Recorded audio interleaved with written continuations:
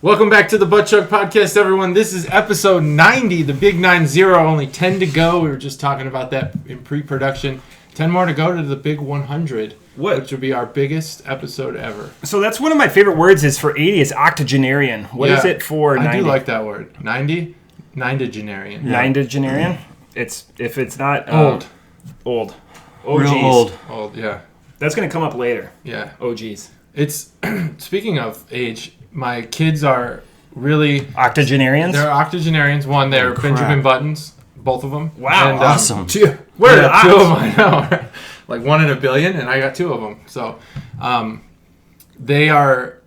It was always funny before that they'd say 1900s when we talk about when my wife and I were born, but now they like really understand the difference between the centuries. I don't know. There's really not like any real difference, just a year. But now they're like, whoa, 1980s? That was so long ago. That was like 100 years ago to them. It's difficult to understand. Yeah. I mean, it's still difficult to understand. If you try to think about, when your parents were born, right, and try to put yourself in the mindset of that decade or whatever, yeah, that's really difficult to do. It's that 2000 nebulous thought. I know to like bring up, and I still cannot wrap my brain around calling it the for top 40 radio, the best of the 80s, 90s, and aughts or whatever. Yeah. And I know we've talked about this, but so I listened to Turbo on Sirius, and it's best of the 90s and 2000s. Mm-hmm. But again, I need something more 80s, 90s ish sounding than aughts. Yeah, right. I mean, I know 2000s. Like a 30-odd 6, it makes sense, but... I like the aughts. I think it's... I like the range. I like the aughts better than the 2000s. The 2000s does not flow well. See, that's what I say. I don't know why. The 2000s? That's what's stuck in my head. Because 2000s, mid-2000s. I like to say the aughts because you can always see someone... Yeah. Really hiccup in their mind. They're like, what the fuck did he just say? Because that's the aughts closes that thought. You don't go best of the 90s, aughts, and 10s. Right. Like aughts or 2000s, that... Like, there's a break between 2009 and 2010, just in life, apparently. We don't because I never hear it continued. Yeah. We don't talk about the 1900s. The 1900s. What are those called? How did they refer to those back then? They didn't really have hit radio back then. Well, the average life expectancy was like 32. They didn't have... Yeah, true. They didn't have... Yeah. They had to worry about the grizzly bear that was attacking the homestead, Yeah. Well, technically, I thought decades started on the 1 year. So, technically, Yeah. Even though everyone thought, the decade ended, last year when we went from 19 to 20, technically that's not true until we go from 20 to 21. Yeah. Which it doesn't make sense to me. Is it like the Sunday starts the week? I guess. Well, I think that it goes back to the first year was 1. The first year was 1, wasn't it? From whenever it switched from BC. There was no 0. There wasn't a 0. There wasn't a year 0. I don't know. Maybe there was. I'm a CEB. You're the history guy. I'm a CEB. Yeah, most people subscribe to that now, but we're still in the year 2000. Where you're a geologist, so man, we've just been in a blink because limestone was getting pressed. We deal in millions of years. Millions of years. Yeah, billions at even, this point. Billions, yeah. At this point, it's been so long. It has been a long time. Yeah. Things to think about while you're drinking. Good beer talk. That's the start of the podcast. Wow. Yeah. I don't have much to talk about. I know there better be this one thing. That sounded like an old man barbershop. I hope that you'll. It's going to be what you talk about. The main beer thing that I have to talk about is the Platform's Martian series. Damn it. They released 2 of them. Is that not it? That was not what I guessed. Oh, okay. It was mine was closer to you. Platform Martian series. They're now released 2 more. I believe Red Martian was the first, and now they have Blue and Orange. They're all phenomenal. That's really all I have to say. Oh, okay. I've only had the red. Like slushy. What's blue beers. Flavored? Blue is blueberry vanilla. And orange? Orange is... Orange flavor? It's not orange. It's tangerine and 2 other flavors. Okay, so it's got some promise to it. It's not drain pour. Yeah, it's not. It's really good. That was the first beer that you guys left for me when I was gone. That you guys undersold how awesome it was, and you guys said it was awesome. Red Martian? Super duper awesome. Yeah, it was super duper awesome. Yeah, Red Martian set the bar high for sure. It was a great start for that series, and they're keeping it going. These 2 new ones are really good. Oh, that's awesome. And why we should go to Mars. All right, I've got a little bit of beer news that's near and dear to my heart. It's the perfect job opportunity for people who like to drink beer and hike. So the brewing company, Devil's Backbone Brewing Company, is looking for a 2021 chief hiking officer. Ooh. They're hiring someone. They're going to pay him $20,000. They get to hike the Appalachian Trail from start to finish, and they get free beer the whole way. So it's about 6 months, right? Yeah, 5 to 7 months, give or take. A lot of people they'll take a hiatus from work or whatever for 6 months. Like a sabbatical. A sabbatical, and they'll go do it. So the fact that you could slap on $20K and get free beer through the whole thing. That's true. That's a good point. That's a really good... I mean, people are going to do it regardless. Yeah. So if that's your thing, if you guys are out there thinking about doing that, Chuggalos, you guys should look it up. Google that 2021 Chief Hiking Officer from Devil's Backbone. That's awesome. Yeah. I wonder if the 20,000 includes... or if that excludes like expenditures, like if they give you like a company credit card. Yeah, they outfit you. It just says a $20,000 stipend, so I'm not sure. But they outfit you completely at the beginning. Wow. There's going to be a lot of people that apply for that. Well, I mean, that's massive. I think it's a neat promotional gig. Get people back into the brewery and whatnot. I mean, they're obviously. Where are they at? Devil's Backbone. I assume they're North Carolina.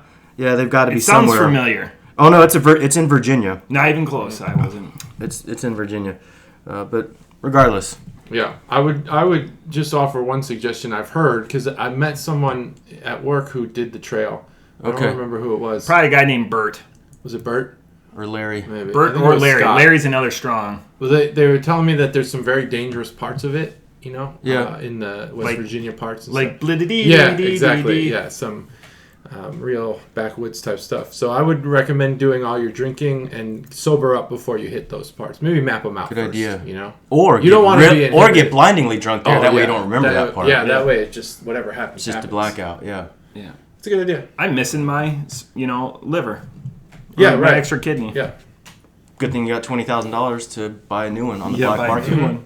The Appalachian black market is. Yeah, it's like a super highway of. That trail though is on my bucket list. I will do that before I die. I hope. Yeah, that'd be cool. So I hope you do. Start to finish.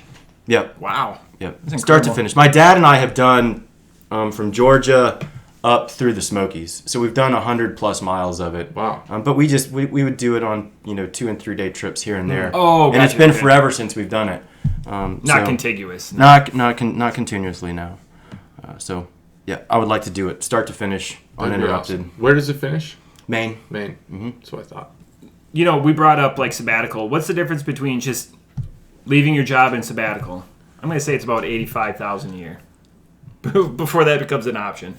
No one making $32,000 a year is like, you know what, boss? Oh, I see. Yeah. I'd like to take a sabbatical. Yeah.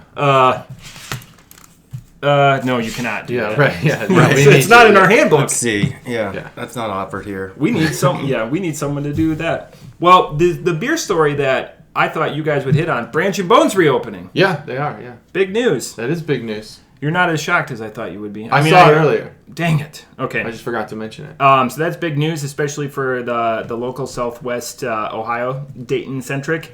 And then the other sad news is no King's Table, no tanks yet. Still, that is sad. Still waiting for our local haunts for both beer and breakfast to open up. So Branch and Bone will, they have implemented a lot of rules. And I know they were one of the ones who were cautious. Yeah, very cautious. They kind of gave everyone the option to open their patios. They were one of the ones who said, we're not going to do that. Mm-hmm. So be sure if you're going to go there that you check out their Facebook page or their website first. So I think there's certain limits on the inside. There's limits on the outside. You can no longer bring kids or your pets. So anyone over 21 only. What a dream. You have to be human. What a dream. Yeah, no kids, no pets. No 21 kids, no only. Pets. I like both of those things. I like them too, but sometimes you like to keep them separate. Oh, sure. And that's when you go out to drink. Yeah, you're right. I guess that is a dream. It's a very polarizing issue. There are times it's nice to have that flexibility. Then it's nice to just be able to put your big boy or big girl pants on and go out and have an adult conversation. We've talked about this when we're bowling. Yeah, we have. I think there's a witching hour. After that time, I'm going to talk like a sailor. Definitely, 8:30, 9 o'clock is probably get your kids out of here time. And if you do bring your kids to a brewery, I think you should just be aware and accepting that people are going to talk how they talk at a brewery. Yeah. Yeah, because if we're doing our hot chest talk, blow off, yeah, and there's just kids there, we're not going to tone it down. No way. Chest talk. We specifically planned that. Rooks. versus bishops. Rooks versus bishops. E9, controversy. Pawns versus bishops. Controversy. Pawns because of kids. Because of your kids, yeah. See what you're doing. And it's just hot chess talk. Move like one square at a time. When I get surly and I'm at breweries, it's always chess talk for me. Just straight to the gutter. That's right, straight to the gutter. Basically arrive in the gutter. Yeah, absolutely. Yeah, so that's good. Congrats, Branch and Bone. I think no one else has announced an opening yet. Yeah, that hasn't been already open. Yeah. I've been out of touch a little bit with the local stuff. I've just been watching Tanks and King's Table because those are the two haunts that I want to get and spend my dollars immediately. I will be excited when Tanks opens to hear your review upon return. Yeah. I don't know if you followed them throughout this entire ordeal, but when all the shutdowns began, they didn't furlough their staff. They fired all of their staff. Oh, wow. Every single employee. Back of the house, front of the house. Wow. You're all fired. Yeah. And they announced it on Facebook. Damn. It was a very strange situation. Like, not to them. Wow. I didn't even know this. Employees? Holy shit. To the employees. Damn. So that's ruthless. So I don't, was there a strategy to it? Was it so they could more easily get file for unemployment? Yeah. Because they were fired? Or were they just using this as an opportunity to clean house, maybe because management and someone wasn't agreeing? So my point is, when they come back, is the food what you expect to eat? Yeah. Because you're going there really to eat. It's a great place to get a beer, but it's just it's an awesome greasy spoon. Yeah. So I'm wondering what the that's part of the magic of it's a. I feel like if you get rid of the back of the equation. house, you're really gambling on the quality of the food that's going to come out. Definitely. You're taking a gamble. Because they've been doing that for years. Yeah, it's time, taste, quality, how they do things. Because you can write things down on a note card, but it's the little extra shit. Everything. Yeah. Wow. Well, I really hope it was for unemployment benefits. I sure hope so. Because then, you have a clear delineation and you're not limping along. Yeah. Because there's clever unemployment. I know of places that are underemploying their individuals because they make more on unemployment. So they're working them the maximum they can so they still get their maximum unemployment benefits. Yeah. Good, good for them to worry about the individual and still be able to keep a successful business going. Yeah. I mean, everyone's got to be flexible at this time and point. Yeah. For sure. Yeah, so maybe it was a strategical move. Yeah, let's hope. Yeah, let's hope. But it also screws you on benefits if they offer benefits. So right. Hopefully they're all okay. Well, on that note, I'm thirsty unless you guys got more beer-related stuff you want to bring totally up. Thirsty. Really thirsty. So thirsty. All right, so... Fuck, I'm thirsty. This is when the sound gets tough, so I'm going to project. This is a continuation of Stev's donations from last week. Chris, you listened back to the Stev episode. I did listen back. I thought I listened to it backwards. It was strange. Did you have thoughts? I was under the assumption that you had met Stev before. I have never physically crossed paths with Steve before. This is hilarious. So he is a coworker of Susan's. Of the Suze. And that's where he got introduced to the podcast. I figured I would cross paths with him prior to you guys, so last week was absolutely a shock.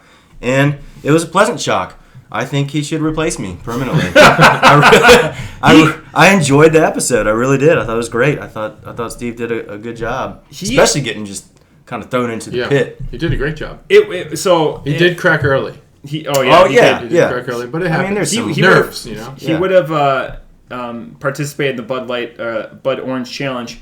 The interesting thing, he's a daunting individual. He's probably 6'8", and he's a barrel-chested dude. Yeah. Which was crazy. So I'm like, JT, you go high, I'll go low, and we can probably take this dude. Then secondly... And he's got youth on his side. Yeah, he's got youth. He's spry. Then secondly, we just started, and I put this on the pod, but it bears repeating.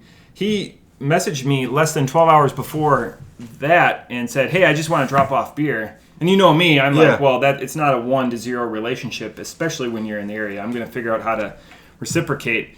And then you said you weren't going to be able to make it, and I was like, mad science, Dr. Mario type stuff. And I go, well, we've got an open chair. How soon can you get here? And he goes, 21 minutes, says Google. And he was here in like 19 minutes. 6'8" serial killer walks through the area. JT and I come up with a plan of action, and then you all heard the magic. That was not prepared at all. What is it? He's 23. Yeah, just a young dude. Imagine. I wasn't drinking like that at 23. I know. I'm pretty amazed, honestly. Like the fact that he's gotten this far into beer already. Yeah. I think. Imagine what his palate and what he'll, his beer exploits will be like when he's, up closer to our age. So refined. And he's... Oh, man, yeah. He stuck to his guns. So, like, if I was in his place and I was with, people I've listened to, I would be, cuddling up to them and be like, oh, yeah, no, I enjoy that beer. He just... No, I never heard of that. I like stouts. Yeah. Guns blazing, and I love that. It's just brewed honesty. He wasn't, putting on a facade or trying to impress her. That's great. He knew some music, some older music, some music before he was born, which was pretty incredible. Just shows you the taste Susan, and the breadth of his knowledge. Susan loves that because I guess in the back of the house in Stejax, a lot of the staff are younger. Some of them are very young, teenagers or like Steve, early 20s. But I guess apparently a lot of the music that they play in the back is late 80s, early 90s punk, like hardcore. Yeah. Nice. Stuff that she was really into or is into and appreciates. So she always loves to get into the back just to listen to the music because they're cranking out some good tunes. So anyway, well, shall we, gentlemen? Yeah. This is Steve beer number 1.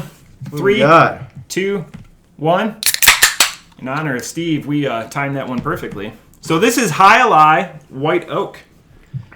So Alai is from Cigar City. So we were just talking a little bit of pre-production. We've had Cigar City Alai, but this is just a White Oak spin-off of their flagship beer. Mm-hmm. So again, donated by Steve. The stats on this, 7.5 ABV and 65 IBUs.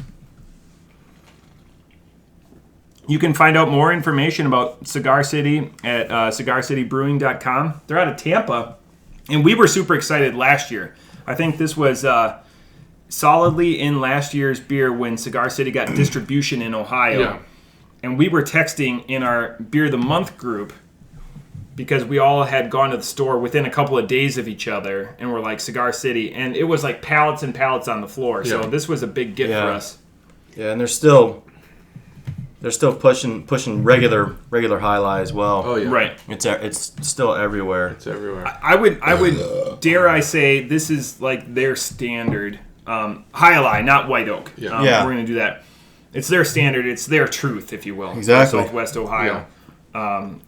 Think of your standard IPA flagship from wherever you listen to. That's what this is. Jacob, listener Jacob, or Chuggalo Jacob, he's from Florida, so he could probably give us some feedback. So, Jacob, if you would just put that down in the YouTube comments. I would be interested to learn more about Cigar City. What's their story? Are they just massive in Florida, or is it Tampa specific? Is it is Cigar City what Ryan to Tampa is what Rheingeist is to Cincinnati? God, I think they're a little more OG, but where does the money come from? Really? Or like, but I can do the background on that, and then you guys can chit chat about it. Well, I can do the can art boner segment while you look up the history here. This is the can art boner segment brought to you by deadformat.net. Just give me 1 second for the video crowd. Here's the can. This is brought to you by Steve. Jeez, look at It's still brought to you by Steve. Yes. No one has beat his offer. Steve is. I haven't received any rebuttal from Dave. I was like, for sure I was going to hear from Dave, but he just accepted that he was defeated. Steve has got some deep pockets for a young man. Yeah. He's by far. Steve, thanks for sponsoring the Can Art Boner segment. So this can is typical of your Alai, your Cigar City Alai, the green one. I'm not exactly sure that I noticed on the other one whether there was something in the background or not, but this one has a very like a basic green. Basic green. Yeah, I think it might just be basic green. Nothing in the background. This one though has a very, very subtle light art in the back it's two gentlemen play. Oh, yeah. Oh, it does. It has the same art. So the had just green instead of silver. It's two guys playing jai-alai, and in kind of the foreground, but still the background of the actual imagery, it is the middle ground. The middle ground is a jai-alai stick that almost kind of looks like a huge, old school boat because of how large it is in the picture compared to the two gentlemen playing jai-alai. But it is most likely a jai-alai stick. I think that's what they call it. I'm sure there's like a cool foreign European name to it. Oh no, sure. That's jai-alai, the game. Yeah, the game, but the stick itself, does it have a name? It's not like a racket. Jai-alai stick. Jai-alai stick. Jai-alai. Jai-alai juju. I think exactly. And I remember we've talked about this because I think I said it's the fastest moving ball in sports. Mm-hmm. The jai-alai ball. You have said that. Yeah. So we have talked about it. Maybe very fast. Maybe it was a beer of the month. And then around the two gentlemen is a bunch of hops and some leaves. And that's about it. Anything else I'm not noticing? Nope. So that's the Can Art Boner segment brought to you by Steve. Thanks, Steve. And Cigar City Brewing. So it's 65 IBUs, and I think you can taste every bit of those IBUs.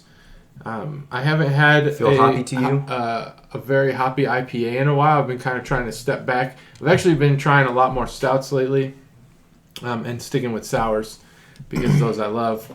I'll never give them up.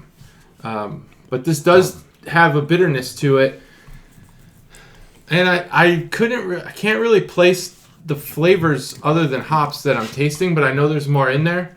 So that I kind of cheated and read the side, and it says that there's wood notes and vanilla. I think it is woody. There's a woody flavor. You taste the wood. It's kind of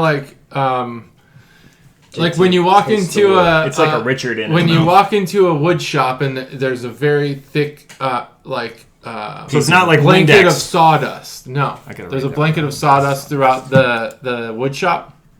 The taste of this is like what that smells like.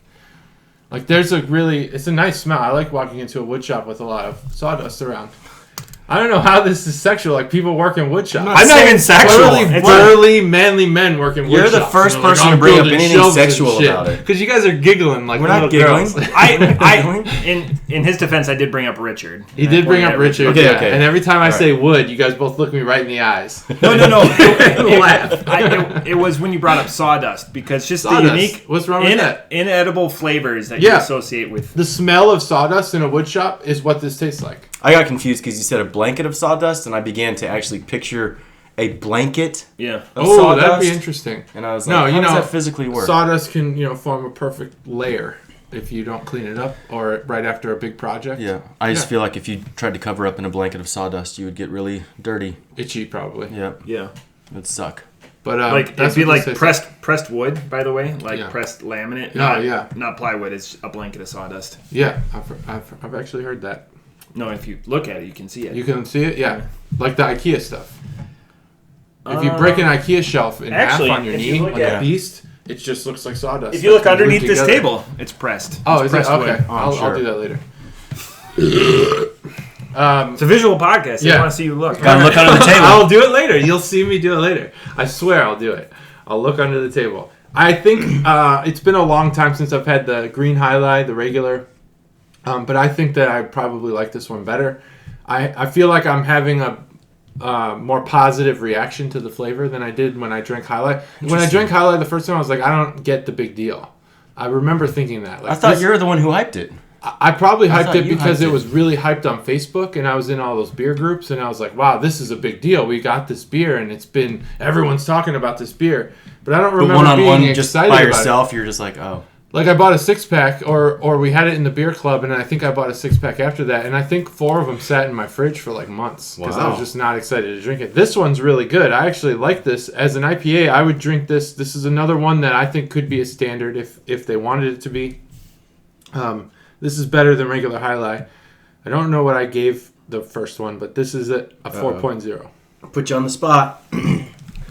Yep, got to get that spreadsheet out. Damn, if we only had that spreadsheet. It's not on the spreadsheet. Oh, I know. Or if we had some sort of social media that contained all our scores. No, the work one though. Yeah, I might have vlogged this in Untapped. So while you guys talk, I'll look it up. But I give it a 4.0. All right, I'll jump in on this wood talk. Wood talk. Yeah, let's talk wood. Hot wood talk. Wood talk. Welcome to JT. Welcome to JT's Wood Shop. Hopefully you break it down to actual type of wood because there's different tastes. Oh, I gave it a 4.25. I must have liked it. Yeah. I actually gave this one a worse score. I'm not going back now. I didn't want to call you out, but I was like, I'm pretty sure that Alai did really well. It didn't win. I don't remember. I think it was my I remember submission. not thinking it was that great. I do remember Alai. You're in the building. You could clear this up. Yeah. You're the only one that has access to those archives. My comment was, this is a great IPA. That was my comment. Oh, man, that was in depth. We didn't. All right, well, I called myself out. You truthed yourself. Yeah. That we can't give you shit. You truth yourself. Oh yeah, I'll so reveal when I'm wrong. So the wood flavor to me tastes like white oak because I'm familiar with eating white oak. No, I don't get any of the flavors that this distinguishes itself from. You know, it says that you get notes of coconut and vanilla, and that's contributed via the white oak. So, and it says that it's rested in white oak.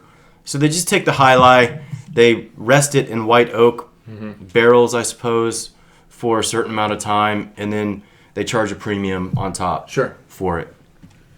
Because it is an extra step, so they've probably got to add a little bit more money to it. But overall, I don't think I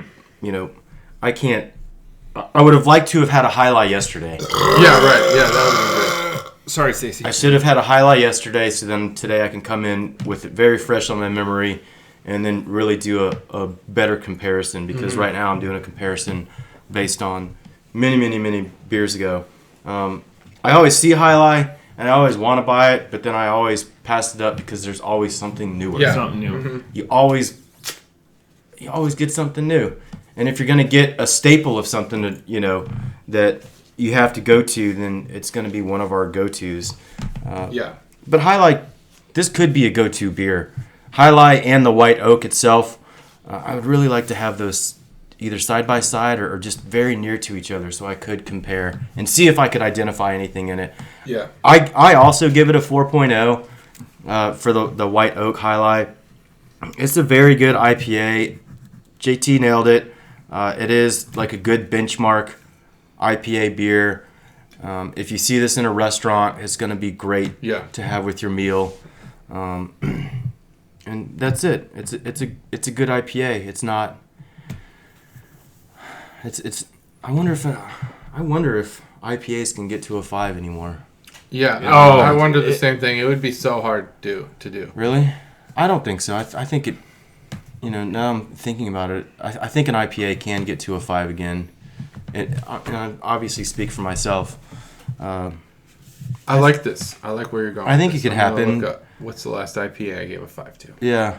That wasn't an IPA sour. No. So it might have been Boom Sauce, which was like years ago. Yep. At this point, let me see. And then you can really split hairs on. Well, that's a New England style. Mm-hmm. So. Yeah, you're right. Yeah. So you'd break it down even more. Yeah. So Steve, thank you for the Alai, the white oak. Alai's a home run. White oak is a home run. I would love to compare the two, and maybe we'll sit down and do that someday. So the beauty is, I'm just going to chime in. Steve had this beer at D20. White oak? He had this beer at White. I think he might have mentioned that. Yep. He had it on the 22nd of May, and he gave it a 3.0, and he goes, honestly, I prefer a regular Alai. And I think interesting. We're in a consensus right now because he gives regular Alai 4.5, which is exactly what I gave the regular Alai. I'm in at a 3.75. I sleeved my beer immediately, so I didn't want to know what the flavors. But once you illustrated that it was coconut, I don't get any coconut. The dryness I get is with dry wood, so I guess that's the only wood I get. I don't get any sawdust. I don't get white oak. You could have said that this was a spruce or a redwood pine. I don't know, nothing like that. So this is just a nondescript. It's great that it comes in a white can, nondescript can that just says IPA on it. The interesting thing, though, and what I was looking up and was about the history about Cigar City. So Cigar City, as we talked about before, I don't know what episode, and I apologize. They really married the two between cigars and beer, but now they're more focusing on beer. They've been around for 11 years. Their flagship beer is the Maduro, so another cigar. Nicholas? No, like a Maduro cigar. So it's like a brown ale, which you would expect with being a cigar. Yes. I can't tell if they're big like the Rheingeist, for major metropolitan area like they are in Tampa. Yeah. The interesting thing is all of their beers come in cans, and they emphasize on their website about the better for the greenhouse, so environmentally conscious. All the 75% of the aluminum that's ever been produced is still in use today, like it hasn't been thrown to refuse or not been able to been used.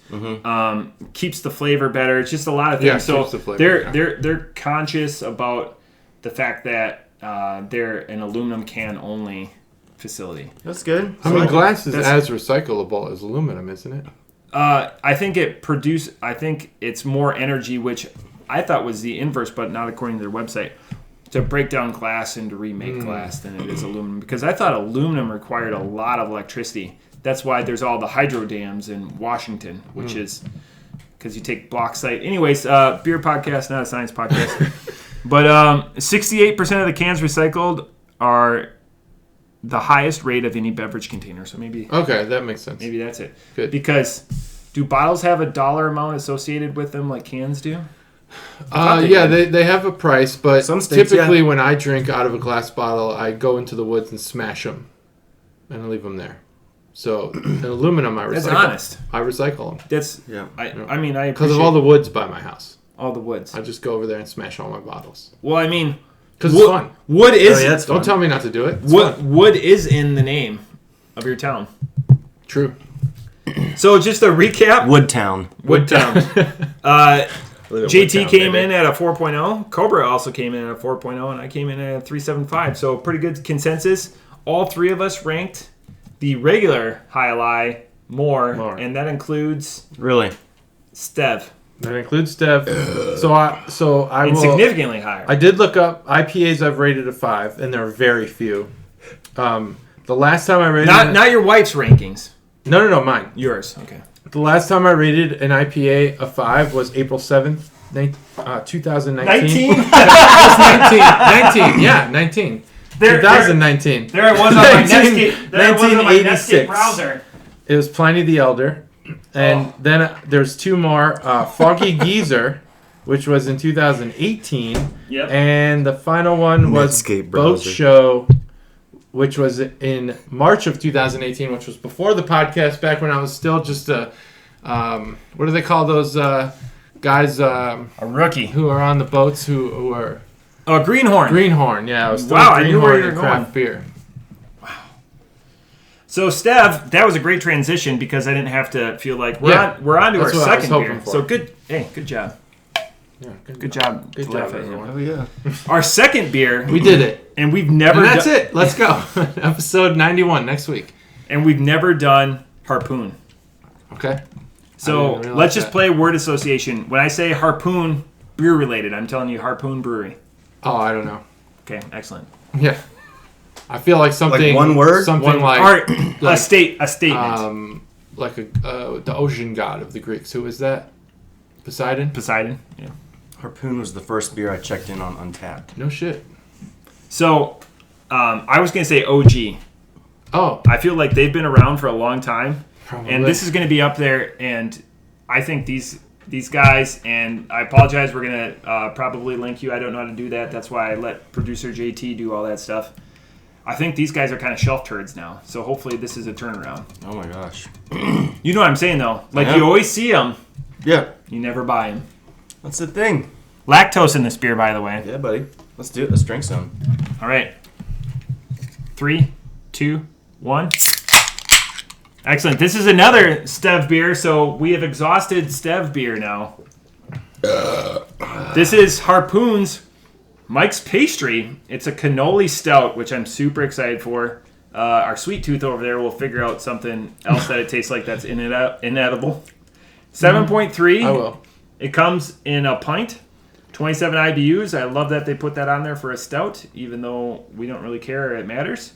But with the cannoli stout, it's a stout brewed with lactose. That's why we're rolling our beer. Cocoa nibs, vanilla, cannoli shells, and other natural flavors. And $1 for every 4-pack goes to Christmas in the City.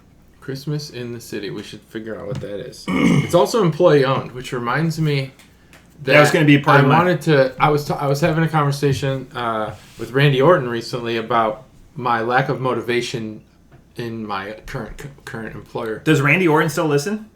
I think he listens on occasion. I think he's pretty far behind though. Yeah, Randy Orton. He used to listen when he worked for our company, but he no longer works. Randy Orton, congrats on your transition. Yeah. When you listen to this, a beer on me, and it's going to be a good beer. It's not going to be a Bud Light Orange, but you have to message me and say, hey, I listened. Yeah. No tipping them off. One thing about our company is it's growing like insane. It's like growing like crazy. And when you don't have employee stock options, you really don't care about that growth anymore, I realized.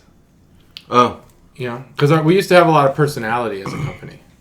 Not that I'm complaining, but if you want to grow and take the personality away and just be like a venture capitalist-owned company, maybe keep those employee stock options.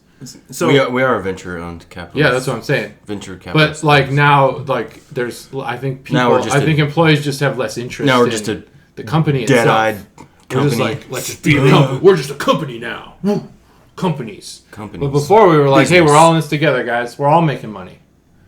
You know, we all have some stock options here. I work for an NFP. Boom. Look at you. Charitable.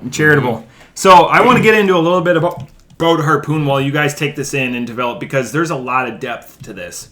So Harpoon started in 1993. You can find out more information at harpoonbrewery.com. I misspoke. Their first IPA was in 1993. They were one of the first East Coast IPAs. IPAs had started on the West Coast, started taking in your WIPAs, and I'm not talking New England, I'm just talking IPAs in general. They started in 1986. So again, one of the OGs. They've got 2 locations. They've got Boston. IPA started in England. I'm saying in the United States. Okay. But thank you. Super old school. Yeah, so there's 2 brewery locations for Harpoon. They're in Boston and this East Coast state. Well, I already looked at the can. Do you still want me to answer? We'll let you answer first. Rhode Island? Vermont, yes. And they've, since bought up other breweries like Catamount, which is a Vermont staple. Man. In 2014, they went to being employee-owned. So now the employees own 48% of the company, which, again, JT, got up on his soapbox. Hopefully this beer doesn't taste like soap. So now the employees have ownership in the company and feel like they have some skin in the game. But thoughts on Mike's Pastry, JT, all right, and the can art. The can art boner segment. Let me show the camera. Did you already show? No, I haven't yet. I like simple, watching you get up. Mm-hmm. Thanks. I hate when you leave, but I love to see you go, or whatever they say. Whatever that phrase is. So I love to watch you walk away. All right. This is a pretty simple can, simplistic. What I like about it is that Harpoon does have a reputation, so they kind of gave Mike's Pastry the center stage. You hear a lot about like top shelf liquor. In can art, at least with words, I think what's right in the middle and what has a large footprint on the can is probably what your eye's going to be drawn to. And Harpoon said, you know what? Give Mike's Pastry the top shelf here, and in this case, the middle large font. And so what you see when you walk by this, you just see a plain white can with Mike's Pastry. And yeah, it says Harpoon, but your eyes aren't drawn to it. And then you kind of just go down from Mike's Pastry. Cannoli stout. That's interesting. And it's got this little, I don't know what you'd call it. It's just like it's a rope, but I don't know what that pattern is. I guess it's just a striped, blue and white striped rope. Sailor's knot? Kind of like a candy cane kind of thing. Well, the knot is just a bow knot or whatever. That's a bow knot? Oh. I don't know what a bow knot. I don't know the name of knots. I wasn't a knot tire in the Navy. Oh. I was in the Navy, but I didn't tie any knots. All right. Oh, is that a in the symbol? Is that a rating? Boatswain's mate. Boatsman? Yeah. And then the Boatswain. Boatswain. Yeah. Boatswain. Nothing. I missed what the last thing you said is, but what I'll say about this beer is, important to this podcast. So that's the can opener segment. It's super simple. I actually really like this can. I'm drawn to this can, and for the integrity of the podcast, I bought this can on my own. I didn't realize that this was one of the ones that Steve had brought.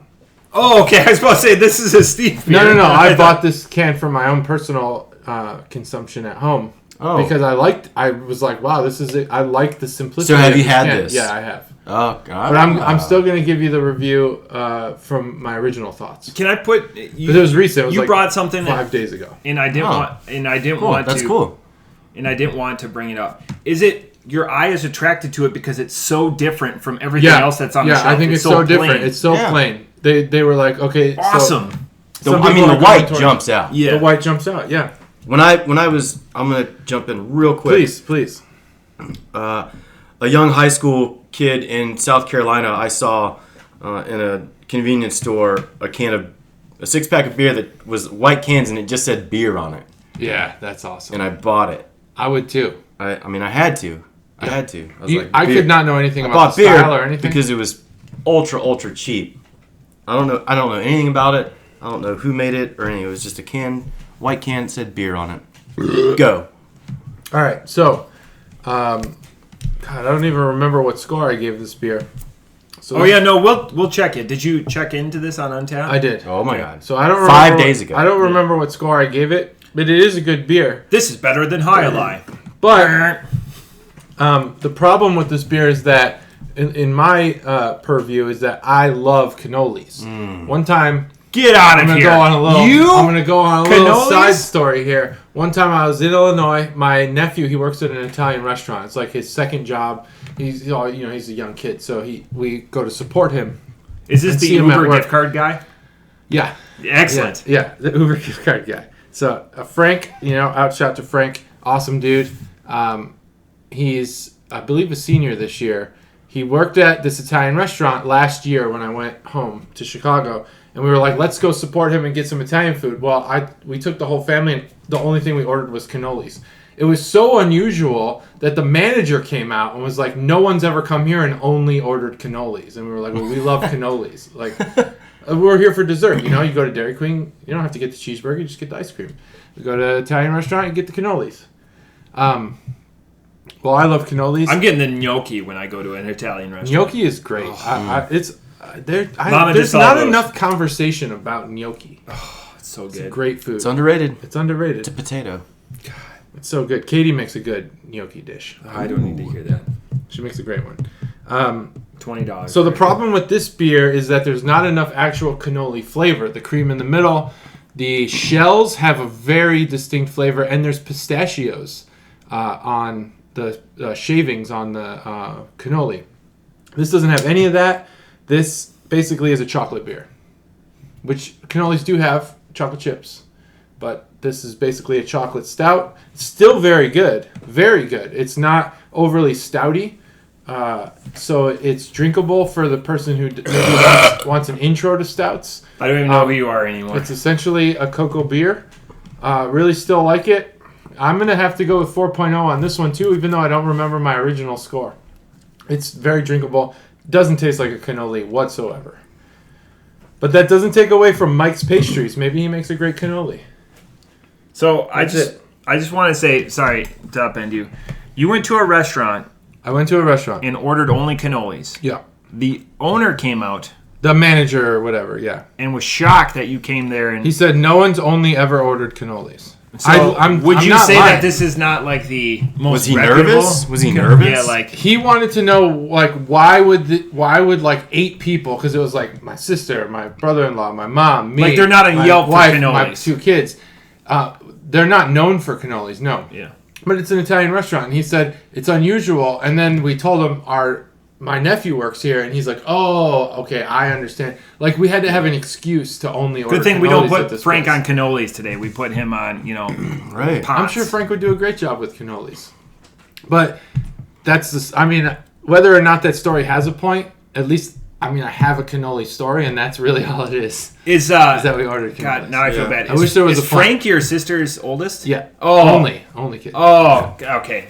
I love Frank. You met him? Frank's awesome. Yeah. Frank's a good guy. I love I bet Frank could make a mean. He's an aspiring media personality as well. He wants to be a YouTube star.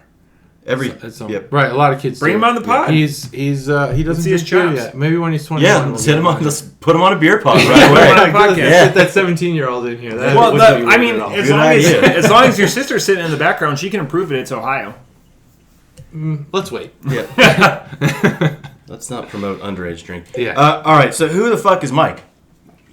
So Mike's Pastry Shop is a very famous pastry shop in Boston. Very famous. Or Bill. Gotcha. We don't know who Bill is. Okay. But he makes damn good donuts. Oh, God. Don't know. Just wanted to ask the question. I like the question. All right. Question recognized. Harpoon cannoli stout with lactose. This tastes like a stout with lactose. That's it. You don't taste chocolate? I don't get... no. No, it's like full chocolate to me. I don't get any chocolate. I get a real sweet finish to every swallow is what I get. I get a stout up front, and then the finish is extraordinarily sweet from the lactose. So it reminds me of like if you just took some Matt tried to go like meta last week with dropping some stevia sweetener, but JT totally missed it. So angry at work. Yeah, so this tastes like if you just took some equal packets and dumped it in a Guinness. You know, it's kind of like a sweeter. Interesting. It's like a sweeter Guinness. I have no idea if it would work. You'd probably get your ass kicked for trying to do that. Honestly, let's try it. All right. If the listener that's in Ireland. Tell us what would happen. What would happen? Please reach out to us and identify you. We will figure out. We will figure out a way to give you. You are so loyal. Oh, I will come see you. Let's Skype him in and have him on the pod. Him or her on the podcast. No, you Skype us in. I will go there and see him because it'll give me a great excuse to go to Dublin. Will you consider that next time you go? Will you consider to Skype in? Oh my God, absolutely. Even with the time difference, we'll figure out. We'll accommodate you. I'll wake up at 2 a.m. We'll accommodate you. Guys, this is perfect time. It's 8 p.m. there. If I was supposed to say, if we're drinking at 2 a.m., he's drinking at 6 a.m. It's only 4 hours? That's 5. Okay. 5 hours? Greenwich? GMT? Yeah. We're at happy hour right now over there. Oh, perfect. It's great. Perfect. It's great. We'll make it happen. That's the next time you go. Fine. Yeah. Let us know. We're not going to tell you when, OPSEC, but all right. Two things for the Ireland listener. Tell us who you are and tell us what would happen if you put stevia in a Guinness. Yeah, it's private. We'll call you, Chuggalo Patty or whatever. All right. So whatever their name is, like typical. Who knows? Yeah. Patrick. That's a typical. Patty. Yeah, I was close to Patty. No, I don't know. They're never going to reach out to us now. I'm sorry. No. Reach out to them. Yeah, let me know. Mike's Pastry, calls all this stuff. Like it's got the lactose, the cocoa nibs, the vanilla, the cannoli shells. That part's the most disappointing. I only get the lactose. I get the stoutiness, and I get the lactose, and it's fine. I'm not knocking it. I'm just saying that's when you tell me you give me 5 flavors in there. I really want to get a little bit of each of that, and I don't. I only get the lactose. So maybe they were heavy-handed with the lactose, or maybe it's just me. I feel like they were heavy-handed with the cocoa, so I think really rounded off with the third thing that they're heavy-handed with. So I do He's like going to be all cannoli shell, which I taste none. I know, yeah. He's like that's the only thing in there. It's like eating cannoli shells, just dry cannoli shells, which would be awesome. The thing is, I don't have that much experience with cannolis. They're fantastic. I've always heard they're fantastic. You need to dive in. I need to dive in. You're right. I absolutely need to dive in, but it's never been up on my list. But maybe it's moving up now.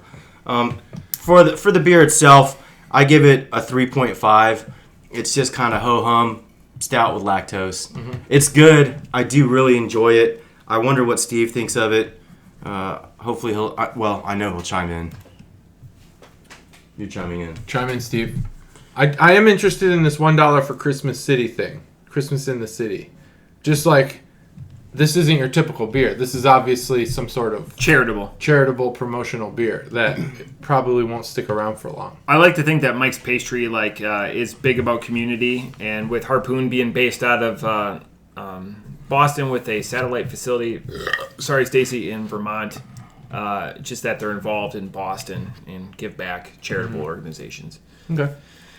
So an enormous juxtaposition from my esteemed colleagues. The big things I get, it's soft, it's creamy. That can be attributed to the lactose. The chocolate's not a home run for me. I'm not a sweet tooth guy. I get all fried dough with this. So I can't believe it. These are my comments. I have them written down. So we all get different flavors. So fried maybe it's dough. in here and we just can't I get fried dough. I really like without the sugar texture, just like fried dough. Wow. I appreciate the descriptor word soft. Yeah, I wish you can go into more detail about that. It's subtle. There's no high points. It's just mellow yellow. There's nothing. Not literally. Yeah, no, but it's just it's even throughout. Do any of you guys find it overly sweet? No, I find it 100% chocolatey. It's a chocolate beer in my opinion.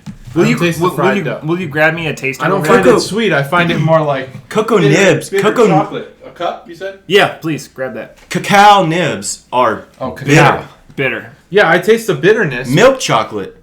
Yeah. Is chocolatey and sweet. I mean, it's not fair for me to judge the head. It's there. This is the end. Is that cacao or cocoa? Cocoa. That's cocoa. My bad. No. I didn't look till I the didn't A is look. before the O on cacao. Yeah, God, this is this is delightful. It's so dark. Did I give my score yet? Off the top rope, this is a 4.75. This is delightful. What the fuck? Are you But serious? This is fantastic. Holy shit. This is fantastic. Stev, this is a home run for me. That's unbelievable. You and I can be stout brothers. That's unbelievable. Stout Brothers. I wish I would have had it a little bit warmer. And I never wish that for beers. Maybe. I never wish that for beers. Because stouts you're supposed to drink maybe warmer. Maybe warmer. I don't know. It's so just soft and creamy. There's no God. I just wish I could get that fried dough that you're talking about. It's just too sweet on the finish for me. And I'm not a big cannoli or donut person. We're really far apart. My donut. First of all, I love jokes aside. I love anything cream filled that has an addition to it. But if I'm just gonna have a plain donut, and I know cannolis aren't donuts, so don't jump on me that. But I love the blueberry cake donuts. Yes. Blueberry cake donut. Hell yeah, dude. I like the chocolate cake donut. Of course, you need to be punched in the mouth with sweetness. You're Dennis. No, I don't. Yeah. I bet you have no cavities too. You have an amazing I've had mouth. cavities. Oh, okay. But I was trying to give you. That's how people describe me. Amazing mouth. That's JT. He's got an amazing mouth. All of the candies. He knows his wood. Blueberry cake donuts. He knows how to taste wood. And the best part about being a blueberry cake donut guy, they're always neglected. They are. I like them. You can let preference. all the bozos and all the people that want the Bismarcks or the Long Johns or the jelly-filled stuff, let them go. I mean, blueberry cake donuts are superior to the non-cake donuts. 10 times out of 10. Another reason why to love those is because when people bring donuts to the office, those are always available.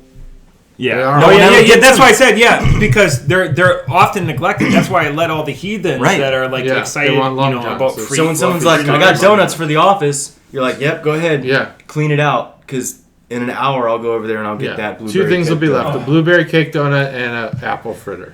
I'm just checking because I'm running out of space, so I just want to make sure that I continues recording.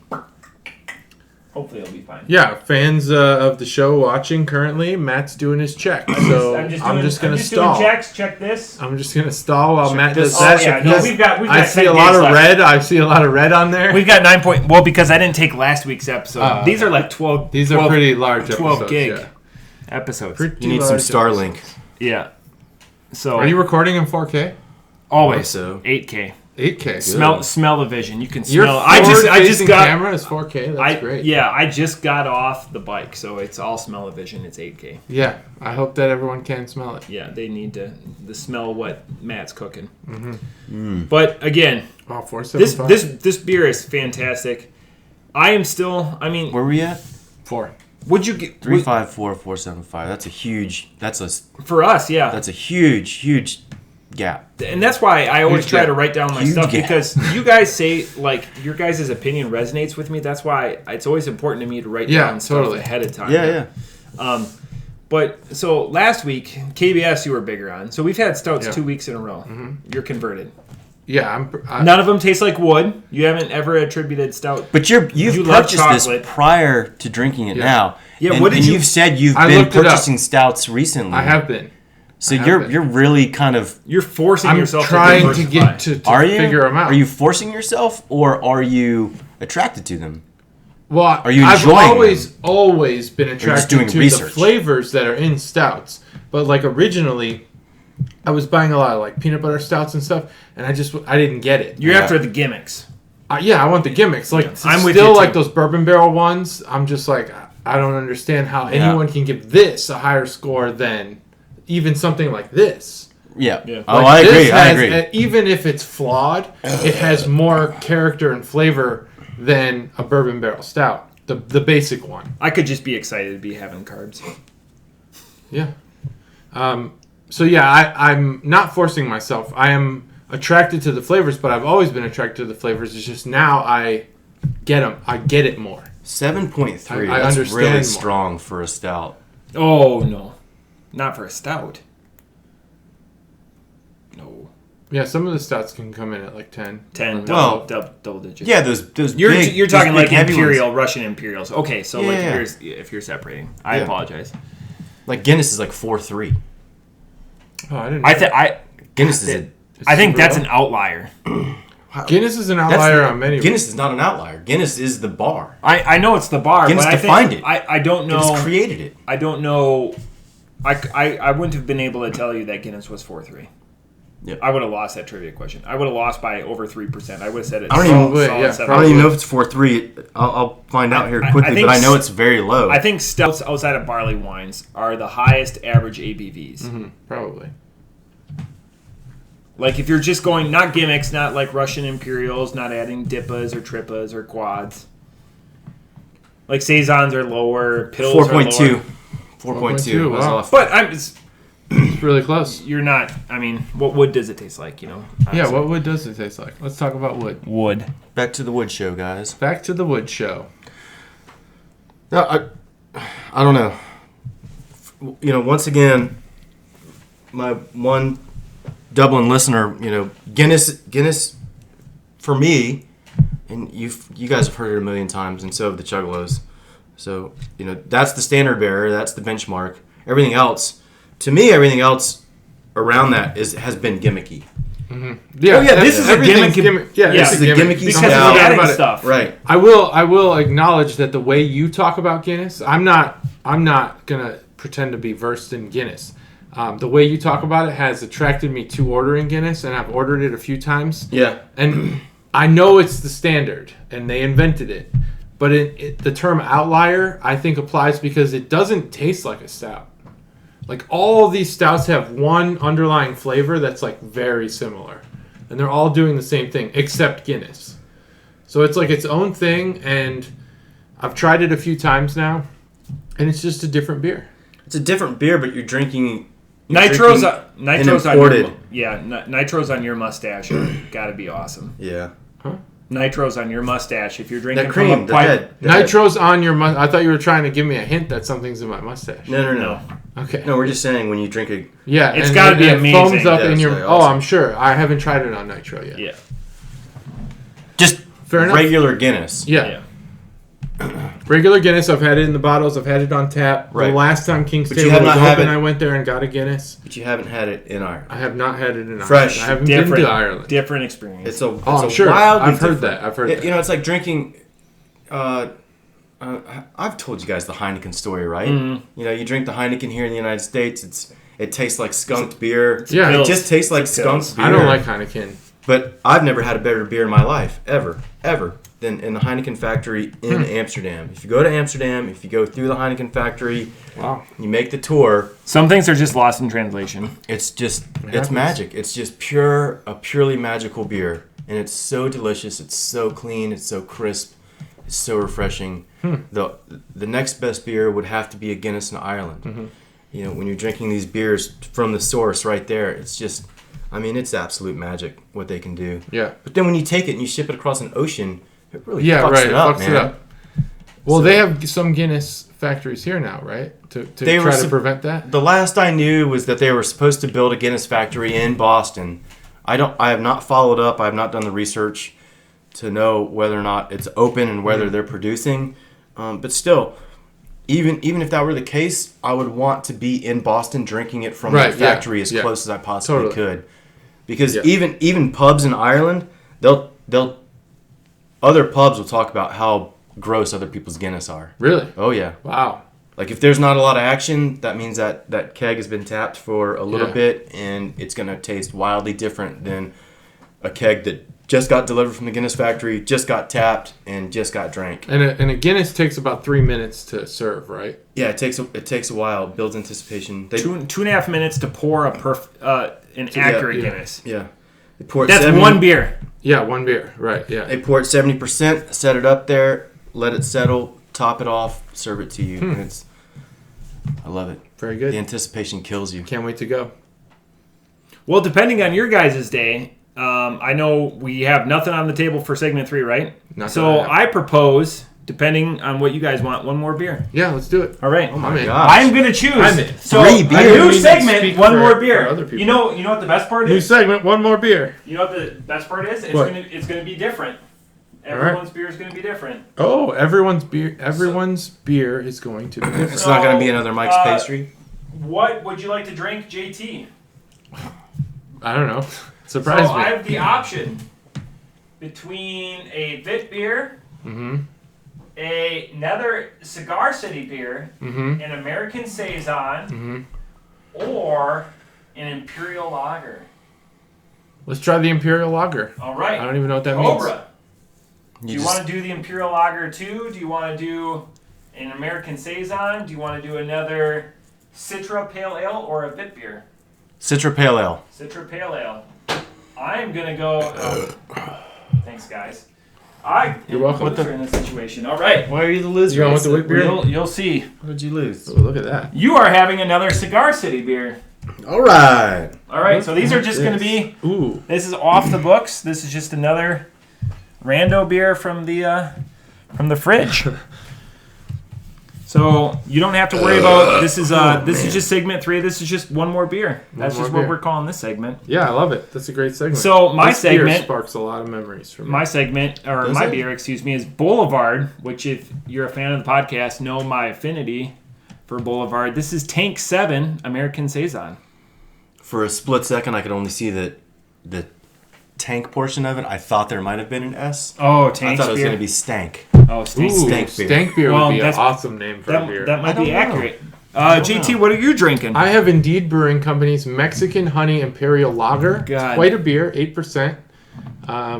Might be here for a few minutes after the podcast is done. Chill out. We're early. Yeah, we are. So that's what I have. Imperial Lager, Mexican Honey. All right, I have... correct me on the pronunciation of this. Guayabera. I'll just show it. It's actually pronounced Chuggalos steak. Every letter is silent. It's a Citra Pale Ale from Cigar City that we had the White Oak. I think Guayabera is right. Guayabera. All right, so this was completely random. Besides mine. Mine was targeted. So let's go. 3, 2, 1. All right, that was quite the crack. We're not going to do much of a history or anything on this like you would get during the second segment. This is just one more beer. Okay, so Cigar City Brewing is out of Tampa, Florida. Well done. Wow. What's the difference between Mexican honey and other honey? It's produced in Mexico. Yeah. Well, fair enough. Geographer would know that. Is it spicier? Spicy? Not everything from Mexico is spicy. That's wrong. Actually, everything is spicy from Mexico. Really? Or cactus. You ever buy diapers from Mexico? Spicy. Yep. Ooh, that's the last place I want spice. Well, I'm not wearing them. It's for babies. People. I'm going to be surprised here. I'm just foreshadowing. If you guys want to, I'm not a germaphobe if you want to put this on a Lazy Susan, but I mean, otherwise. Yeah, same here. If you guys want to try this Mexican honey. Now, I will tell you guys the word Indeed. What? Are we switching around, or are we going like in a circle, or are we just tasting? It's no pressure. I don't trust you guys. Okay, that's fine. I like. I'm just kidding. Great. It's a joke. I like to joke. Your jokes are funny. Yeah. Oh, it's weird with our palate so busy with all these flavors. That one has a very gym locker room taste to it. Oh, another inedible thing. Another thing I wouldn't want to eat. Who goes? You know what? Try it. I would like a side of gym locker. Try it. Tell me I'm wrong. It's well, I've had the rest of that 6-pack. So. Oh, you're right. Like after that beer's completely ruined for me. I can't have these 2 beers and then go to that. What's this one? Oh yeah, that's a saison. So we're all over the place. So we've got this is a lager, shocking assortment, Citra IPA. Again, just one more beer. So when I was in the Navy, I served with this guy who's probably my best friend in the whole time I was in the Navy. Please tell me he tastes like his name was Mike Day, and he was hilarious. But he used to say the word "indeed" all the time, like all the time. He he would always squint one eye like he was wearing a monocle. I think he knew that it was ironic, and he wasn't doing it seriously. But he said it so fucking often that I think it became part of his lexicon. And he used to say sometimes when in our job, we have a lot of like interesting things that come across our desks, and sometimes something would come across his desk, and he would just look at it and he would just go, "Interestingly indeed," and he would say it a lot, and it was funny. And when you're on a ship for 7 months, the littlest things will make you laugh hysterically. Yep. Kind of like you're going crazy. Yeah. Well, this beer reminds me of Mike Day. And I know he's not a Chuggalo, but if he ever listens to this episode, out shout to Mike Day. Great sailor. I believe he's an E7 now. Nice. So congrats to you on making Chief. Chief, yeah. That's a big deal. Yeah, huge deal in the Navy. There's an initiation and everything, but... what's an E9? I hope you still say... It's Master Chief, like Halo. Master Chief. Gotcha. If you still say indeed, just know it's appreciated. There's 3 chiefs in the Navy. Yeah. 3 chiefs. Everything on the enlisted side comes in 3s. It's seamen. There's 3 of those. 3 I'll petty laugh at officers that. and 3 chiefs. Oh, okay. That makes a lot of sense now. Like they have that. On Navy bases, correct? They have chiefs clubs. Yeah, chief clubs. Yeah. There's a lot of rules. Tons of rules. I made the mistake. You mean rules? I walked into a chiefs club wearing a hat or a cover, and they rang a bell. And it cost somebody a lot of money. Go in there now with your current rank and tell them all to fuck off. No. Here's the best part. I was a 2nd lieutenant at the time, and they hid my rank. Oh, that's even different. That's different. Because there was a big guy. There was a big guy in the corner. Always a big guy. Yeah, he like rubbing his belly. Oh yeah. And you know what? That fucking guy. Because I was wearing a cover. This is a huge problem with the Navy. When I was a lot of fat ass fucking chiefs, and they expect you to save their asses when the ship gets hit with a missile like the USS Cole. Or a suicide bomb, and it's sinking. You ever been on a Navy ship? Of course, all the time. Every passageway, every compartment, which is a room, has what they call knee knockers, which are doorways that you have to step over into. Right. So saving someone on a ship is a lot more difficult. I'm not saying that it's not difficult to save someone on land, but there's to save someone, there's a lot of obstacles. These fat fucking chiefs expect you to save them if they get bombed or they get hit with, shrapnel over all these knee knockers. I'm leaving you there. I'm sorry. I'm not in the Navy anymore, so I can say that. But you can say whatever you want to say. This is America. I'm going to grab people that are more feasible to save. I mean, I could save 10 times as many people with the energy that I have as a human if I don't grab the huge fat chief. Now, Mike Day is not a fat chief. He's a normal, fit guy. Yeah. Have you seen him recently? Yeah, I've seen him on Facebook. Oh, okay. He's still in a reasonable shape. Can we tag Mike Day in this episode? I will tag Mike Day. He's a great guy. He was probably my best friend in the Navy. We actually, when we went to Thailand, I'm a super loyal, husband.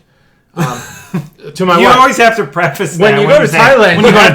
I'm a super loyal husband. So what? Anytime that we were, you don't end up with some juicy boys. If you've ever been to Phuket, Thailand, literally there's no strip club. The whole fucking town is a strip club. Yeah. So when Mike and I went, we're both happily married, and I believe he's still happily married.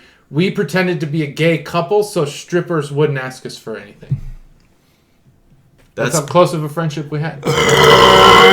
Sorry, Stacey. You even went all the way. You're like, we went all the way. To you. We fucked. We'll prove Just it kidding. to you. We didn't do that. No. we would show the rings to That's the real strippers loyalty. and be like, no, we're married. And they would I was be like, so loyal to you. For him and Mike Day.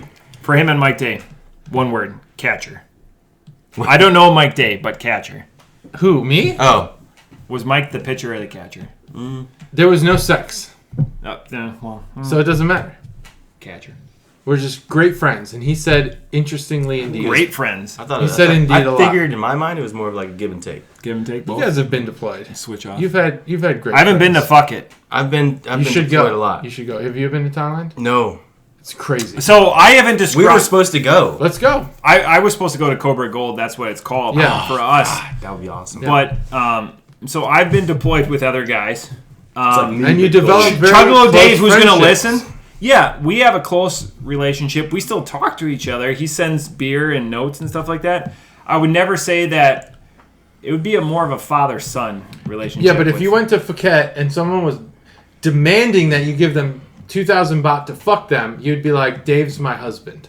You would tell them that to get them to go away, because they don't go away unless you don't. That's a fun role play. I don't think Dave would be comfortable that you're with not that. interested. I would do whatever because it's hilarious. I don't think Dave would be comfortable. So in my military experience, and it's all secondhand stories from Thailand, but in the Hercules community, it's a very common place to go. It's visited regularly, but the stories that I heard was that yes, Phuket is a wild place. Yes, you can purchase. You can purchase the whatever you want for a period of about time. 2,000 baht. Yeah, which is not about very 30 much. minutes. 30 minutes.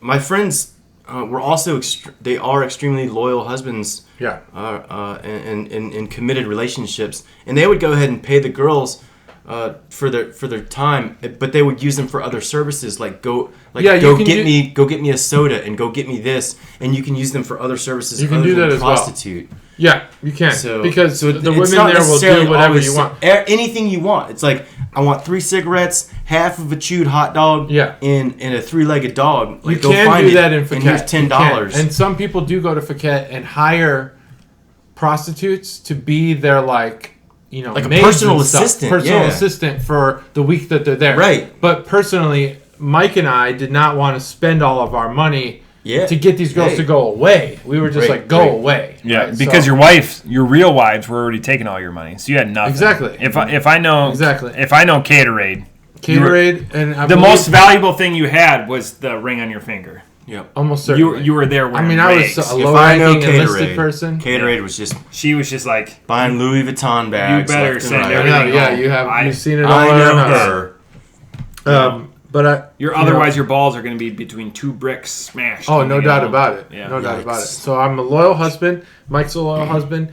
And we decided that we would pretend to be a gay couple to get the prostitutes to go away. I love it. So you were gay in Thailand. And he said indeed a lot. Yeah. I wasn't actually gay. You pretend. Not to, diminish anything about the LGBT community. You lived the Did I pretend to be gay? You Yes. lived the lifestyle. Other than saying we were gay together, we did not do anything that I would consider gay. That's right. Boys Town. What was it like being married to a man for a little while? It was fine. Awesome. The food in Thailand is phenomenal. Probably the best dish I've ever eaten is pineapple rice. Did I tell you this already? Yeah, you've said it on the podcast. Oh, okay. Absolutely. But I love the story. I wish I could get it. I wish I could find it. I found recipes for it, but I know if I tried to make this, it's a street food. It is a street food. You carry it around. You don't want to make it at home. Street food, street women. It sounded like you had a great time in Phuket. Go to Phuket. You'll love it. Go to Phuket. You'll love it. Mm-hmm. This episode's going to be an ode to Phuket. That's going to be the ode title. To Phuket. All right. Cobra, do you have any weird, strange stories where, maybe you were developing, your personal Did you have feelings for any of your coworkers ever? So many feelings. So many feelings from my coworkers. Are we reviewing this beer? Or are we just drinking? Oh, review it? It's just one more beer. If you want to throw out a score, I might write it down. It's not a review. We're not going into My tongue is so coated with the stout that I mean, Cobra did a really good job earlier. When we started this, covering Cigar City. Cigar City, yeah. The depth and the value when the listener listens is going to be all Cigar City. I learned about it previously. This is just generic. Previously on the Chug podcast. This is organic conversation. I wish we could do that. Can you do that? Yeah, we can do that. It just sorry, Stacey. Cost 2,000 baht. How is CIQ going well? CIQ? Yep. I don't remember what that sounds. You're the producer on that show, so I figured you'd know what CIQ is. It's going very well. We're on episode 34. Gosh. They've recently... One a day, right? Well, I've slowed it down a little bit. It's not as easy to edit that as it is this one. Because everything we say is of value and substance. Yeah, sometimes especially when Cobra is here. Sometimes the kids will trail off, and I have to delete huge chunks of the video. That's all of our content. If you cut trail off 17 minutes, our content. We don't have a podcast. Yeah. We should call it the trail off. Yeah. CIQ is going very well, I think. Cobra, thoughts? You said that it tasted like a gym locker. A gym locker. And Matt confirmed it. It did after these beers. This is a devil's triangle. I'm not the only one. And I like that beer. I like this beer. I like this beer a whole lot. I think it's delicious. Maybe I like gym lockers, Maybe that's just what I go for. Maybe you should get a gym membership to LA Fitness. Yeah. Taste the lockers. Taste the lockers. Is that their motto? It can be. Taste our lockers. Taste our lockers. They taste like Cigar City. First taste is free. Yeah, that's right. It always is. It always is. I got a story about that after you're done. Oh man, I'm excited for that one. All right, so we have to write that down. The Guayaberry Citra Pale Ale. I'm not hugely attracted to pale ales, but the Citra Pale Ale is really good. I enjoyed it. It is hoppy. It's a little bit better, and I like it. I'm digging it. Cool. I'm digging the beer. You got a score for it? I'm gonna give it 3.75. Yeah. All right. That's fair. It's above average for me, and I enjoy it. So my gym locker story, we were in middle school, and we decided to get into a fight as a male swim team. You decided to? Like you pre-planned it? No. That seems like a Matt. We decided... let's get in a fight. We decided, it was like a 80s music video. Yeah. We snapped our fingers, and we're like, hey, come on West Side now, guys. Story. Yeah. And so everyone decided that their weapon of choice, because we weren't going to use fists, we didn't want to leave marks, was a stick of deodorant. Yeah. And I chewed more deodorant that day because people would go right for your mouth. You chewed it? Well, have you ever gotten deodorant in your mouth? No. Like stick deodorant? I've never been in a situation where you've talked about wood. You've talked about Windex. You've talked about other non-edible household chemicals. You've never sprayed Windex at a window and it accidentally gets into your face? Never. Nope. I don't clean windows. We have cleaners. Oh, well. Yeah. La-di-da. Listen to this guy. So I got deodorant in my mouth, and I couldn't satisfy the dryness in my mouth. Whatever they put in deodorant. So the antiperspirant literally dried your mouth out. Oh, yeah. It felt like the Sahara. Wow. It was just in my mouth. Crazy. Because when I put antiperspirant, I sweat my swimming team was 22. It was just 22 dudes walking around scantily clad. Yeah. You guys all wore Speedos? Picture it, ladies. Of course. It was a swim team. Fighting. Just wrestling. But not like punching, but just trying to get like speed stick by men. And just trying to stick. Fuck it. And it was middle school, so we couldn't be like, oh, that's my husband. So, I mean, you could have. I think nowadays you can. Yeah, you can. You can be married. You can be married. Can you be married in middle school? No, not okay. You're not 14 in middle school. Well, don't stop on my freedom of speech. What year? What grade is that? 11, 12, 13. I think you become a 11, 12, 13. Oh, you mean age in middle school? Age. I thought you meant year of school. I meant like 8th grade, whatever. 11, 12, 13. No, 13. What is that? College? You're in middle school. I don't know how they did in Chicago. What is that? When you're eating cannolis, you go to an Italian restaurant. The only thing you eat is cannolis.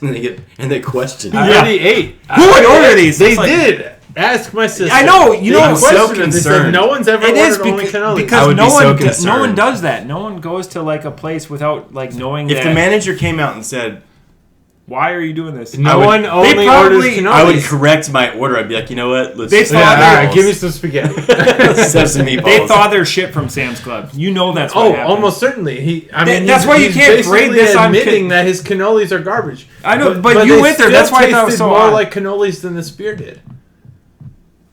So you're saying a cannoli tastes cannoli from Sam's more than Club. a cannoli beer? You're making me feel bad because the cannolis I'm not making you feel bad. I'm shocked that your cannoli that you had tasted more like a cannoli beer. I challenge you to find anything that's like pizza beer and have it taste more than what the actual thing is. Pizza that sounds beer. good. That's a challenge right there. All right. That sounds like it should be named Teenage Mutant Ninja Turtles. I hate Boulevard beer. I do not like it. I think they're atrocious. I think they're right up there with Surly. I think they're overrated.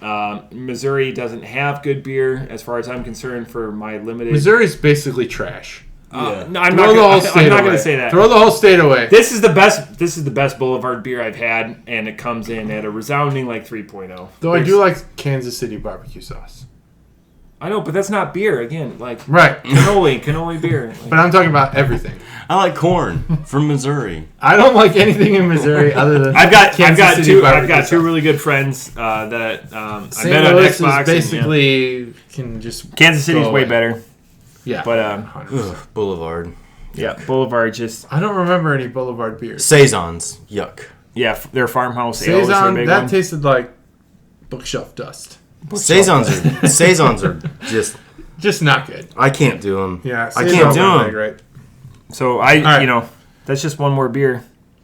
I'm going through Steve's comments right now on the random 6-pack that I gave him.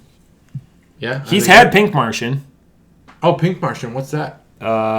It's a sour fruited. It's not his favorite of the Martians, but pretty good. The Red Martian so far has been the best. Yeah. All right, so Mexican honey Imperial Lager from Indeed. Indeed.com. If you want a job, go to Indeed.com. I don't know if that's the brewery. Same brewery. Same website. Brewed in Ireland. You go to Indeed.com, you get jobs. It's better in Ireland. Jobs and beer. Yeah. It's better in Ireland. Yeah, if you drank the Mexican honey beer in Ireland from brewed at Indeed. Wait a second. At Indeed.com. The hotel. You haven't had it? What? You haven't had the Indeed Mexican lager in Ireland? In Ireland? No. Yeah. Because I've never been to Ireland. I've already acknowledged that. So good. So good. Ireland, I will say that as far as tech, they're the San Francisco of Europe. The hotel that I stay in when I go to Dublin, the Fitzwilliam. Man, I love the Fitzwilliam. Aggressive You know what's next door to the Fitzwilliam? Allstate? Indeed. When I worked at Allstate, their whole tech department, Ireland. Yep. Everything tech is everything Dublin. Tech for Ireland. Everything tech is for the United States insurance company. Their tech department was in Ireland. I appreciate that you moved back here. I love that house. You should move back. Yeah, that house was phenomenal. I wish I still had that. It would have been a bitch for you to make the podcast, but you. Thanks for coming, by the way. You are worth it. Thanks for coming. You would have drove every week. So I don't particularly taste the honey. Honey is one thing I really do enjoy. If you ever make a peanut butter sandwich, put honey on it. It's fucking awesome. Yep. Peanut butter and honey is a great sandwich. I just want to clarify for the listener. You enjoy the sugar part of the beer, the sweetness, the chocolate, the honey. Like you just wish it was there. No, I'm just saying. No. Honey has a specific taste. Get out of here. Honey is specific? What are all the honey things I like? Oh, yeah. Honey Nut Cheerios. I remember. Golden Grams. So there's one, I don't know if Popeyes still does this. Bit-O Honeys. No Popeyes around here. Yes, there is. There's one really close to my house. Yeah. Oh, that's not here. Now you sound like me, and that's not good. People hate that about me. Okay, 2 points here. One, Popeyes biscuits, superior to all other biscuits in fast food. Oh, in fast food. 2, they used to put, and they might still, because I haven't been to a Popeyes in a while, they used to put these bottles with the little squirt nozzle on the top. You know what I'm talking about? Your description is fantastic. I'm glad. It's how do I explain? It's like a nozzle. I'm familiar with what you're describing. And they used to put it on every table in a Popeyes. So the only way to experience this was to eat a biscuit at Popeyes. In the restaurant. You grab the bottle. The nozzle has a little point at the top. You stick it in the biscuit. You squeeze the honey thing, and it fills the biscuit with honey. Like the honey bear? Honey biscuit. Fucking awesome. Wow. Amazing. You need to have Never sugar. done that. You're like Buddy the Elf. Yeah, really, I do like sugar. Crunch up Pop-Tarts on spaghetti. I do like sugar. But this doesn't have the honey flavor I thought it would. It actually doesn't have a whole ton of flavor, but I'm still, at this point, what are we, 20 minutes removed from the stout? I'm still tasting like pure cocoa from that stout. Looks delicious. I don't know what that is, but it looks good. Beef Wellington. Beef Wellington. I like that the can art is phenomenal. The fuck did you show me a picture of Beef Wellington? Yeah, you guys are looking at Beef Wellington. I'm trying to explain something savory because it doesn't even have any relevance to this whole fucking thing. Sweet tooth. I love meat too. I don't know why. Together. No. Why? Oh yeah, there's no tie together. He'd be like, "Yeah, Matt's showing Chris a picture, and they're not listening to me." You know, that's basically what I'm thinking. Hey, you have no. You have value. Oh, thanks. Pat me on the back. Pat me on the back. All value. right. Anyway, to get to the point here, this Mexican honey imperial lager doesn't taste like honey at all. The can art is phenomenal. I like that it draws attention to bees. I wish it had more of like a public service announcement about bees because this country is really hurting in the bee department. Built on bees. We need more bees. Also, I was at baseball practice with my kids the other day, and a bee was following me and trying to sting me, and I swatted it, and it stung someone else. Success, right? Yeah, that's of what course. success looks Let's like. worry about bees in this country, and then you swatted a bee. I mean, what am I supposed to do if a bee's trying to sting me? I'm trying to save the bees, but at the same time, the fucking bee wanted to sting me. I would peacefully protest. I tried telling. Show them your sign. I did. I said, "Bee, look, I'm trying to save your whole species. I want they don't understand English. You to pollinate all of the vegetables." Maybe it was a Mexican bee and it didn't understand English. Yeah, I don't think it was a Mexican bee all the way up here. Well, what do you mean all the way up here? Sounds. You pretty much lived in Canada a couple of years ago before you went to Allstate. I mean, immigration is real. Yeah, this is globalization. So you can ignore it. Whatever. Mexican bees. Well, fucking there are Mexican bees. It says it right on the can. We fucking imported murder hornets. Product of the USA. You're right. You're right. Imperial lager brewed with Mexican orange blossom honey. Yeah. Mexican honey. How do you make orange blossom? Mexican orange blossoms. Mexican. This bees. fucking beer. I didn't even realize this. Do you know where this was brewed? Yeah. Where? Chicago. No. San Diego. Minneapolis, Minnesota. Yeah. So I know indeed. So this was one of the beers. The epicenter of both protests and bees. Well, so I was gonna these. You could call it the hive. I kind of blew my I kind of blew my load on a couple of beers that I was gonna for one more beer, but I've been to their brewery. You've been there? Yeah. In Minneapolis? Yeah. I've never been to Minneapolis. To Indeed. We were gonna go last year, but we didn't. We went to the Smoky Mountains instead. Ooh, great choice. So fun. Great choice. Barrel Theory in Minneapolis. We hiked the shit out of those mountains. Don't go to Surly. Good. Surly's overrated. You know a funny thing about the Smoky Mountains? They don't tell you can't have dogs on the mountain until like a mile in. Oh, really? And you're like, well, I'm a mile in. What do I do now? What am I going to take my dog back to the car? No, go to the car. Keep going. Just give him the keys. Well, it's hiking. You're just walking. Just walk back. Yeah, you're just walk no. back. I want to keep going. The trail is like 5 miles, so I'm not going to walk go back. And then if you walk back, mile 6, mile 7, 7 mile trail. Fair enough. Fine beer. Not doesn't have the honey. What'd you taste. give it? Doesn't have the honey taste. I give this beer a 3.75. God, you guys are way too It kind. needs more honey. That's the thing with honey. Honey is lost in beer because it's not suspendable. So like Leinenkugels has Honeyweiss, which is the flagship beer. It's been out for 20 years for now, Leinenkugels. So in every 1,000 gallons of beer, how many gallons of honey do you think they put in it? 2,000. It's not mead. So they put 2.5 gallons of beer for every 1,000 gallons of beer. So the best part is when people are like, "Oh, I can taste honey." Bullshit! You can't taste honey. I love honey. I think honey and peanut butter is one of the most fantastic combos in the world. This just doesn't have it. Buddy the Elf. Pretty good. I love it. I'm peanut butter and honey sandwich. Have you had it? It's overrated. I just want the peanut butter. You haven't had it. Answer the question. Have you had it? Yes. No, you haven't. Yes. You're a liar. I don't crave sugar like that. It's not about the sugar. The big old bucket of pork rinds. Honey has a flavor. Yeah. it's not just sugar. We got our honey. Honey is great with peanut butter because it provides a sweet and savory. Yeah. The savory comes from the peanut butter. There is sweetness from the peanut butter, but the honey like elevates. It provides the sweetness, but it has a flavor. I grew up on a dairy farm. We exchanged milk and dairy products Milk and honey. for the guy down the road that actually had a couple of hives. All right. It's fair enough. I like zero honey. net gain. I like it. Honey, I like it. Honey's fine. I like honey. Yeah. I love honey. I cook with honey 5 times a week. Wow. Didn't know that. I put it in almost everything. Anything that requires sugar, I almost always substitute with honey. Yeah. I almost always buy it locally, like very local from here. Helps with allergies. It helps your allergies. That's for sure. So I believe in that. helps the bees. All right. I don't make anything with sugar. I'm sorry to disappoint you.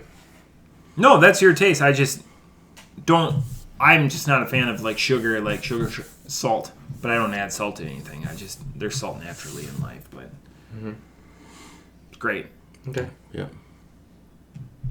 Well, sounds good. This podcast died. Yeah. Wow. Thanks, JT. That was great. I don't know. Indeed. You must love honey. I have like 1 sip from every can that I have here.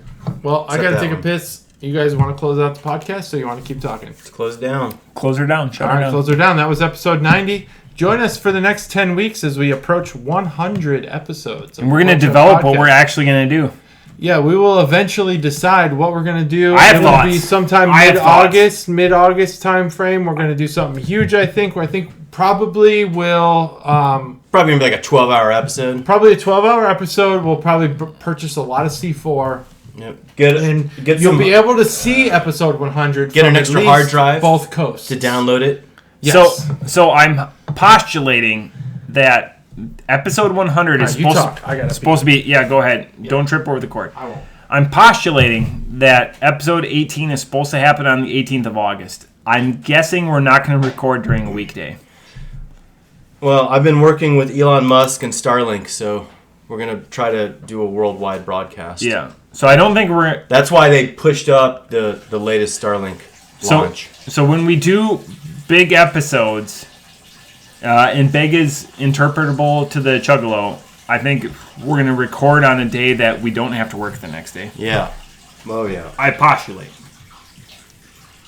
So, JT, do you have anything to add? Episode 100 will be live from Phuket, Thailand. Oh, we're going to Thailand. I don't make what JT makes, so he's paying for it. And if you want to come along, book your travel at jtchuggalo@gmail.com. Just send your itinerary. That's not a website. That's an email address. Yeah. I said jtchuggalo@gmail.com, right? Yeah. Yeah. That's not a website. No, they're gonna email you. Yeah. The Chuggalos are gonna email you their itineraries. Oh, your light went out.